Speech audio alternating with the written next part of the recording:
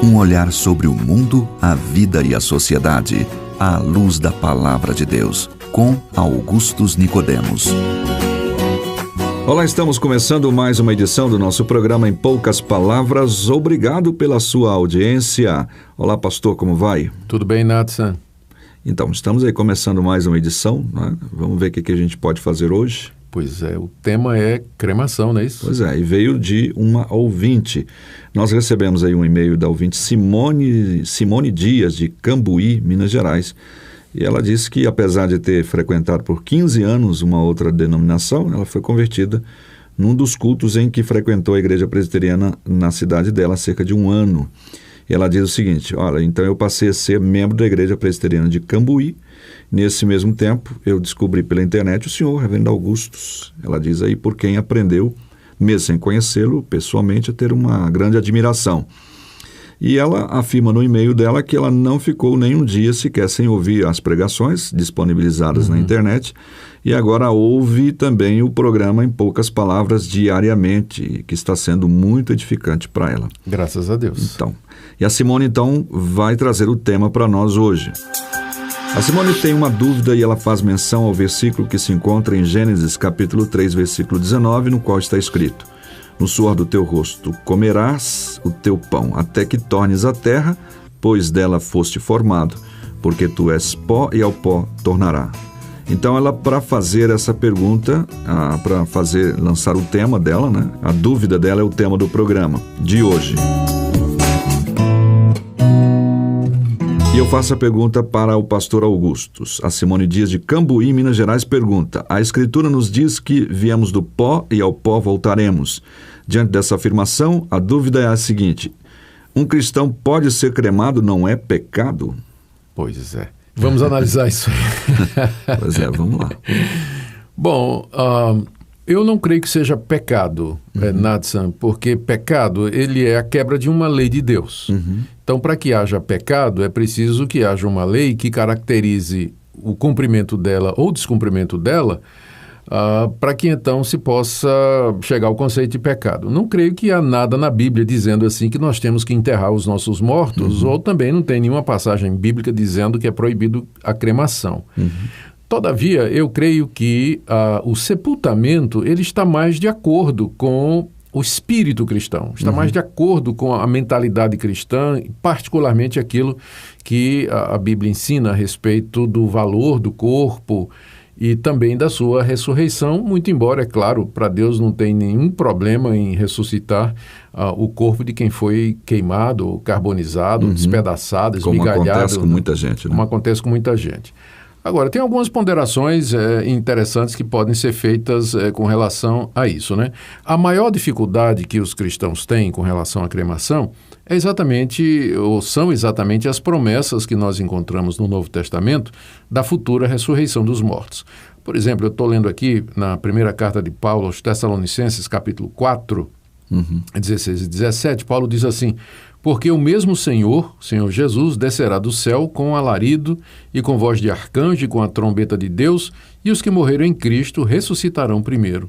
Depois nós, os que ficarmos vivos, seremos arrebatados juntamente com eles nas nuvens, a encontrar o Senhor nos ares, e assim estaremos para sempre com o Senhor. A esperança cristã é a ressurreição dos mortos. É quando Deus, então, vai fazer com que os nossos corpos voltem a viver. E com os corpos, nós viveremos para sempre com o nosso Senhor no novo céu e na nova terra, onde habita a justiça. Então, há um destino ainda para o nosso corpo, não é? Mesmo depois da morte, há um futuro glorioso para ele, que será durante a vinda do Senhor Jesus Cristo, pela ressurreição dos mortos. Daí, então, fica meio estranho, né, para os cristãos a ideia da cremação, né? Agora, se você pensar bem, um corpo, por exemplo, o corpo do apóstolo Paulo, por exemplo, depois de 2000 anos de sepultamento, ele já se dissolveu, né, completamente, não tem mais... Já virou pó. Já virou pó, não nem tem... pó, nem mais. Não tem mais absolutamente nada, não é? E é a mesma coisa que acontece durante uma cremação, só que na cremação é imediato, né?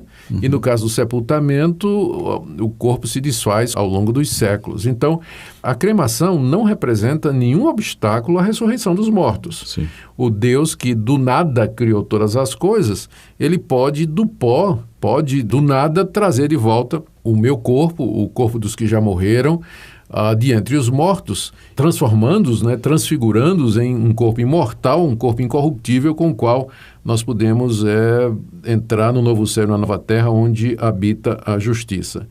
Agora, eu não sei se a nossa leitora sabia, não, mas ouvinte, a ouvinte, desculpa, a nossa ouvinte sabia, parece que a cremação ela surge, Nathan, exatamente com uma tentativa de impedir a ressurreição dos corpos dos cristãos.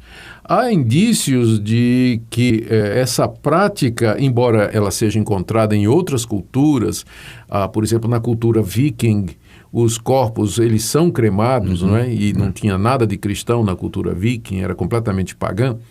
Mas isso foi trazido para dentro do mundo ocidental nas primeiras tentativas do Império Romano de parar com aquela história dos cristãos de que Cristo ressuscitou e que eles um dia haveriam de ressuscitar. Então vamos dar fim ao corpo. Vamos dar fim ao corpo, não é?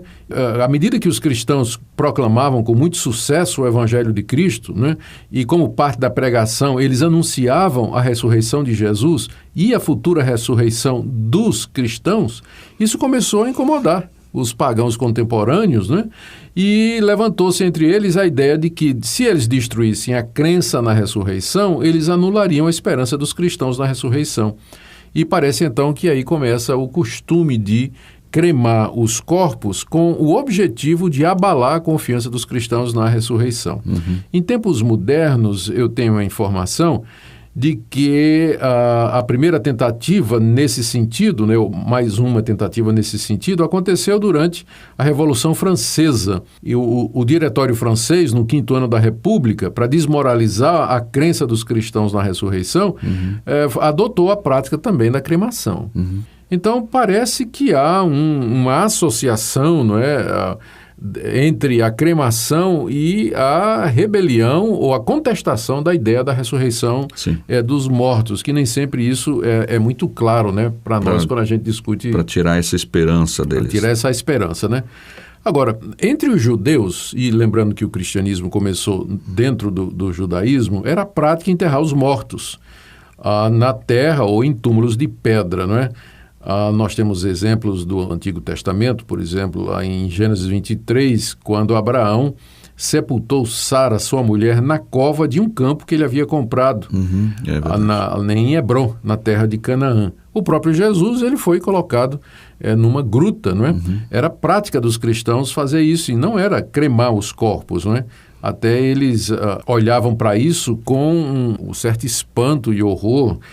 Eu me lembro aqui do texto do livro do profeta Amós, que o Senhor diz assim: por 3 transgressões de Moabe não retirarei o castigo, porque queimou os ossos do rei de Edom até os tornar em cal. Então Deus estava aborrecido, né, com os moabitas, porque eles, quando tomaram a área que pertencia aos edomitas, eles incineraram os corpos, né? Até que eles viraram cal. Não é que entre os judeus não havia essa prática, né? Tinha uma lei que, eu não sei se podemos chamar de lei, mas pelo menos há um episódio, né? É o famoso episódio de Acã, aquele soldado que tomou dos despojos da cidade de Jericó, escondeu e com isso trouxe juízo de Deus sobre toda a nação. O castigo dele, a gente lê em Josué capítulo 7, verso 15, é que ele teria que ser morto e depois queimado a fogo, ele tudo quanto tivesse. E, de fato, quando ele foi achado, né, então foi identificado como sendo responsável, ele foi morto a pedradas e depois o corpo dele foi incinerado juntamente com o da sua família. Então, parece que, assim, olhando por esse prisma, parece que então é um castigo, né? Vamos incinerar para castigar. Não é? Por isso que eu falei... Talvez o medo maior das pessoas seria isso. Seria isso aí. Por isso que eu falei, não posso dizer que é pecado, mas não está muito de acordo com o espírito cristão, não é? Pensando no futuro do corpo, o corpo como uma bênção de Deus, o corpo como a moradia do Espírito Santo, como o templo de Cristo, pensando também nas promessas de ressurreição, pensando também lá no texto que a nossa ouvinte citou também, de que Deus fez o homem do pó da terra e que depois da morte ele deve retornar para lá. O sepultamento parece muito mais em consonância com o cristianismo, não é? Embora, como eu disse, a cremação não pode se constituir considerado como sendo um pecado, né? Nos dias atuais, o que a gente vê é que muita gente que pede em vida para ter os corpos cremados são pessoas não religiosas, né? Ou de outras religiões. De outras religiões, ou que têm, sei lá, algum problema com o cristianismo. Eu não posso generalizar, isso não seria correto. Mas, frequentemente, é assim. Então, para os que pensam assim, a ideia da cremação também, Nadson, é de que ali acaba tudo, né? Ali acaba tudo. Vamos terminar com o corpo, porque a morte é o fim de todas as coisas. E aí a cremação representa o fim realmente da vida do indivíduo. Mas para nós a vida continua depois da morte. Com certeza. Tá, então nós esperamos que a Simone possa ter recebido essa informação que me parece que o pastor Augustus quis trazer para nós aqui, que não é compatível no sentido assim, da prática cristã. Não conseguimos ver na Bíblia nada nesse sentido, mas que parece que não encaixa isso. Não encaixa, não é pecado, mas nem tudo convém, né? E outra coisa, o senhor disse agora há pouco daqueles corpos que de repente carbonizados por acidentes ou algum crime, alguma coisa assim, que são cristãos e depois... Ou seja, todas as pessoas vão ressuscitar, uma para condenação, outra para morte, para salvação. E algum ouvinte pode dizer assim, mas como é que vai juntar um pó que não sei o que foi carbonizado, né? E eu sempre argumento dizendo, é por isso que ele é Deus. Se todo mundo conseguisse fazer isso, não é? Não é verdade, só Deus mesmo. Então nós vamos ficar por aqui, hoje no nosso programa, ouvindo uma música e daqui a pouquinho a gente volta para as despedidas deste programa.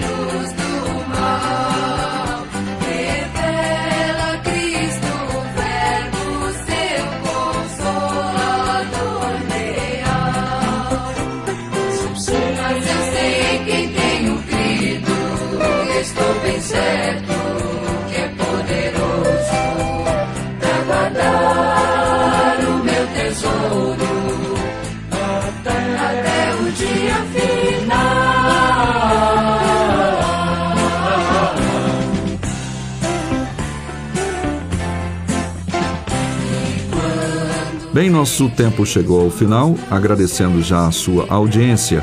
Obrigado mais uma vez, Simone. Continue participando, ouvindo e escrevendo para a gente, pastor. Muito obrigado, queridos ouvintes, pela sua audiência. Obrigado, Simone, pela sua audiência em particular e desejamos que Deus abençoe sua vida. Obrigado mais uma vez. Obrigado, Vitor, pelo apoio. Até o próximo programa. Se você deseja saber mais sobre esse e outros assuntos à luz da Palavra de Deus, domingo às 9 da manhã ou às 7 da noite. Será um prazer conhecê-lo pessoalmente. Primeira Igreja Presbiteriana de Goiânia, Rua 68, esquina com 71 Centro. Fone 3213-3320 www.pipg.org. Em poucas palavras,